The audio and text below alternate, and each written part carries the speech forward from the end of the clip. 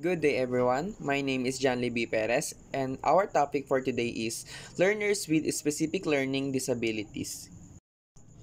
Learners with specific learning disabilities have difficulties in acquiring knowledge or skills to the same extent as others due to specific challenges in areas such as reading, writing, mathematics, or attention. These difficulties are not related to intelligence but are linked to how the brain processes information. Our learning outcomes is describe learners with specific learning disabilities and discuss appropriate educational approaches to address the special needs of the learners. Now, let's unlock. First is dyscalculia. Dyscalculia is a specific learning problem that impairs an individual's processing of number and acquisition of mathematical knowledge. A person with dyscalculia encounters problems with fundamental computations and possesses difficulties in addressing complex mathematical problems. So ito nga ang dyscalculia ay isang specific na learning problem na nakakaapekto sa pagproseso ng mga numbers at pagkuha ng mga kaalaman sa math. Kapag may dyscalculia ang isang tao, nahihirapan siyang mag-compute ng mga basic na mathematical operations at nagkakaroon siya ng mga problem sa pag-solve ng mga mas komplikadong mathematical problems. Yung mga may dyscalculia, may difficulty sila sa pag-iintindi ng mga simpleng math concept tulad ng mga numbers or pagsunod sa mga math symbols at pag-memorize ng mga math fact. Mahirap din sa kanila yung mga basic operation tulad ng pag-add, subtract, at minsan pati na rin yung pagbabasa ng oras or paggamit ng mga measurement. So dahil dito, para matulungan sila, kailangan nila ng mga special teaching methods o tools na makakatulong sa kanilang na mas maintindihan ang mga math lessons at maging successful sa mga math-related tasks. Next is dysgraphia. Dysgraphia is a specific learning disorder that affects the ability of a person to write properly and manipulate small objects with precision. Individuals with dysgraphia may exhibit grammatical errors, generate written work that lacks organization and coherence, and encounter difficulties in producing legible letter formation. So itong dysgraphia ay isang specific na learning disorders na nakaka-affect sa abilities ng isang tao na magsulat or mag-ayos at mag-manipulate ng mga maliliit na bagay na may mga precision. And ang mga may dysgraphia ay nahihirapan sa pagsusulat kaya madalas makikita sa kanilang gawa ang mga grammatical errors at kayong kanilang sinusulat ay minsan walang ayos at coherence o hindi nagkakaugnay. May mga pagkakataon din na nahihirapan silang gumawa ng malinaw na mga letters or hindi madaling basahin ang kanilang isinusulat. Dahil dito, ang mga taong may dysgraphia ay nangangailangan ng mga special na pamamaraan or suporta sa pagsusulat para mas mapadali ang kanilang pag-aaral at maayos nilang maipahayag ang kanilang mga idea sa mga pamamagitan ng pagsusulat. Next is dyslexia. It's a particular learning disability that impairs the ability to read and comprehend language-based information. Individuals with dyslexia face difficulties in effectively decoding, identifying, and spelling words. So itong dyslexia ay isang types ng learning disability na nakakaapekto sa kakayahan ng isang tao na magbasa at maunawaan ang mga information na nakasulat sa language. Ang mga taong may dyslexia ay nahihirapan sa pagbabasa ng tama at mabilis, pati na rin sa pagde-decode or pag-unawa sa mga salita. Karaniwan, nahihirapan sila sa pag-identify o pagkilala ng mga words at madalas ay may problema sila sa mga tamang pagsulat o sa spelling ng mga salita. And dahil dito, kailangan ng mga taong may dyslexia ng mga special na strategy at suporta upang matulungan silang magbasa at maintindihan ang mga text or mas maayos. Next is specific learning disability. Specific learning disability is a disorder in one or more of the basic psychological processes involved in understanding or in using language, spoken or written, that may manifest itself in the imperfect ability to listen, think, speak, read, write, spell, or do mathematical calculation. Specific learning disability does not include learning problems that are primarily the result of visual, hearing, motor disabilities, intellectual disability, emotional disturbance, or environmental, cultural, or economic disadvantage. So itong specific learning disability ay isang disorder na nakakaapekto sa isa or higit pang mga basic psychological processes na kailangan para maintindihan o magamit ang language, whether spoken or written. And ang mga taong may special learning disability ay nahihirapan sa mga aspect tulad ng pakikinig o pag-iisip, and pati na rin pagsasalita at pagbabasa, pagsusulat, pag-spell o paggawa ng mga mathematical calculation. Importante ring natandaan na ang special learning disability ay hindi kasali ang mga learning problems na dulot ng iba pang mga kondisyon tulad ng visual, hearing o motor disabilities, intellectual disabilities or emotional disturbance o mga problema sa environment, culture or economy. Ibig sabihin, kung ang learning difficulty ay hindi dahil sa mga ganitong factors, maaaring maituring ito bilang specific learning disability. Next is the definition. Learning disability or specific learning disability is an umbrella term used for various types of neurological disorders of a person in the different learning areas, such as reading, mathematics, and writing. The IDEA 2004 clearly defined SLD as a disorder in one or more of the basic psychological processes involved in understanding or in using language, spoken or written, that may manifest itself in the imperfect ability to listen, think, speak, read, write, spell, or do mathematical calculations. Specific learning disability does not include learning problems that are primarily the result of visual, hearing, motor disabilities, intellectual disability, emotional disturbance, or of environmental, cultural, or economic disadvantage. Learning disability o specific learning disability ay isang umbrella term para sa iba't ibang uri ng neurological disorders na nakaka-affect sa kakayahan ng isang tao or sa iba't ibang aspect ng pagkatuto tulad ng pagbabasa, mathematics at pagsusulat. And ayon sa IDEA 2004, ang SLD ay isang disorder na nakaka-affect sa mga basic psychological processes tulad ng pakikinig, pag-iisip, pagsasalita or pagbabasa and pagsusulat, pag-spell o paggawa ng mga mathematical calculations. And hindi kabilang sa SLD ang mga learning problems na dulot ng visual, hearing o motor disabilities, intellectual disabilities, emotional disturbances o mga problema sa environment, culture or economics. Most parents, teachers, and caregivers misunderstand the performance of a child with SLD. They often think about them as underachievers, lazy, or dumb because they cannot understand a single sentence in the story, fail to do simple math operations, and scribble a lot instead of writing the right word.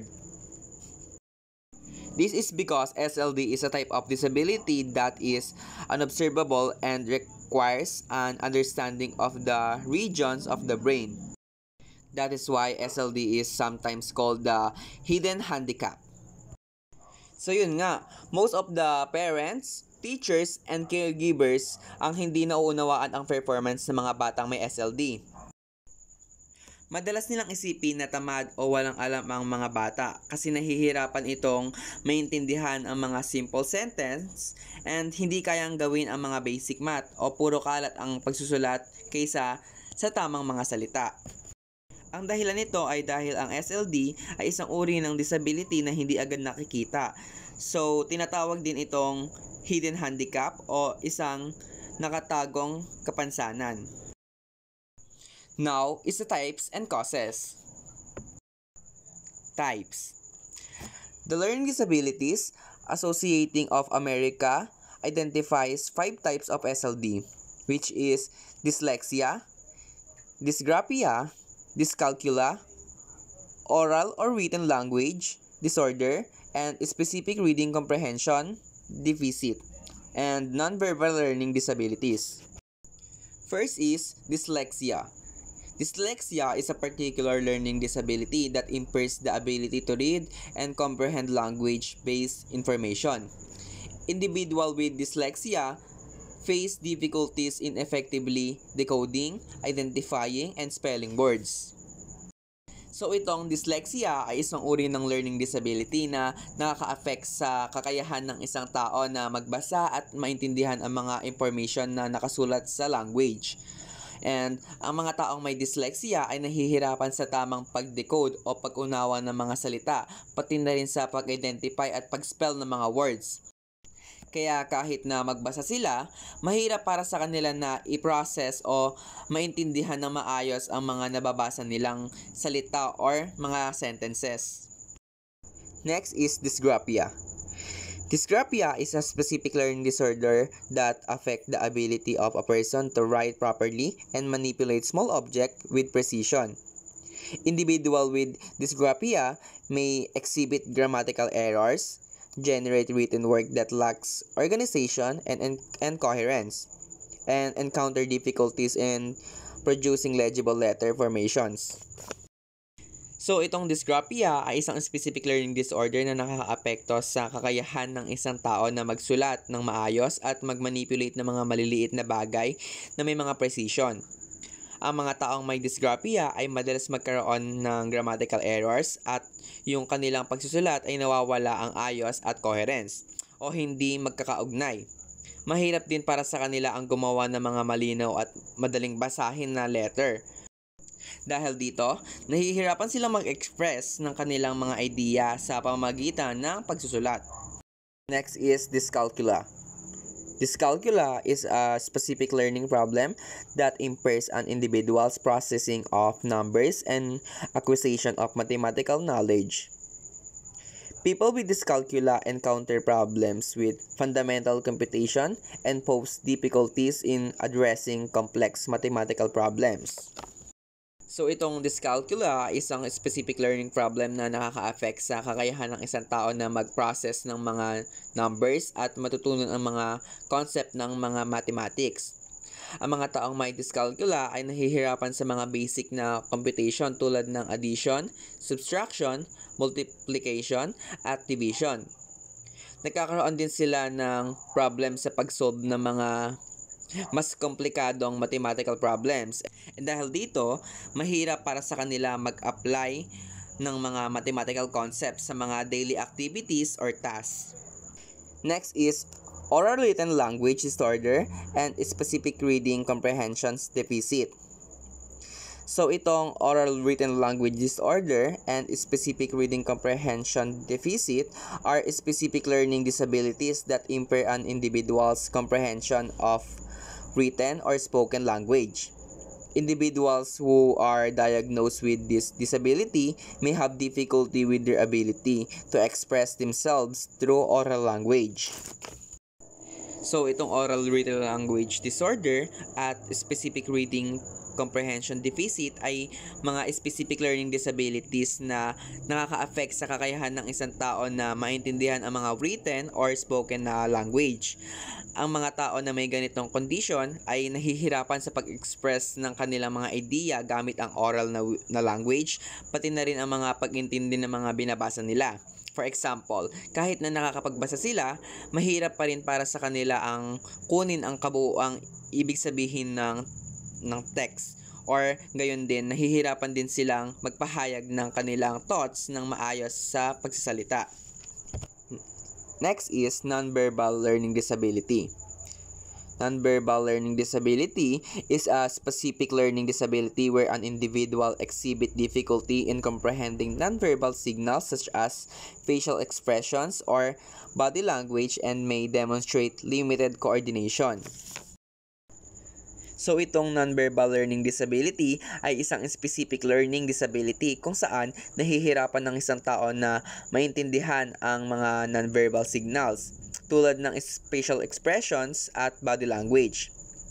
Ang mga taong may ganitong kondisyon ay maaaring magpakita ng limited coordination o kahirapan sa paggalaw ng katawan. Kahit na magaling sila sa verbal communication o pagsasalita, nahihirapan silang mag-interpret ng mga non-verbal cues. Kaya nagiging mahirap para sa kanila ang makipag-ugnayan sa ibang tao sa mga social situation. So now, let's proceed naman sa mga causes. Recent findings in research revealed that a number of causes of SLD are under study, such as: Number 1. There is a strong familial factor.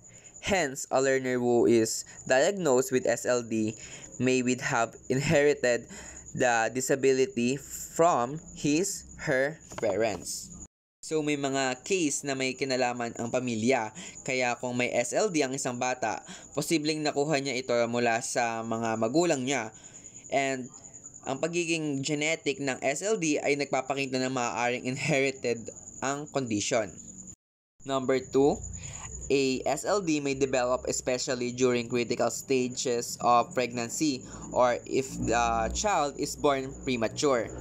So may mga pagkakataon din na nagkakaroon ng SLD ang bata, lalo na kung nangyayari ito sa mga critical na stages ng pregnancy o kaya kung ipinanganak ang bata na premature. Number 3, during the prenatal stage, if the pregnant mother is exposed to or use toxic chemicals such as cigarette smoke, drugs, or alcohol, this may lead to the fetus being harmed and eventually may develop SLD. So, kung ang buntis ay na-expose sa mga toxic substances tulad ng sigarilyo, drugs, or alcohol habang buntis, maaari ito maka-affect sa fetus at magdulot ng SLD sa mga bata. Number 4, postnatal or birth trauma, such as high and sustained fever, head trauma, or near drowning, may cause learning disabilities. So, kung ang bata ay nakaranas ng mga birth trauma tulad ng mataas at matagal na lagnat, head injury, or near drowning, ito ay maaaring magdulot ng learning disabilities. Number 5, during toddler years, exposure to toxic chemicals such as aluminum, arsenic, mercury, and neurotoxins has been linked to specific learning disabilities. So, kapag ang bata ay na-expose sa mga toxic chemicals tulad ng aluminum, arsenic, or mercury, at iba pang neurotoxins habang bata pa siya, ito rin yung possible na pagdulot ng specific learning disability. Last, number 6. Having a poor diet and severe malnutrition can also lead to the damage of intense sensory abilities, which causes functioning in the brain. Poor biochemical. So, kung dito naman, kung ang mga bata ay hindi nakakakuha ng tamang nutrisyon or nagkakaroon ng mga malnutrition, maaari itong maka-affect sa mga development ng brain at magdulot ng mga functioning problems na may kinalaman sa learning disabilities.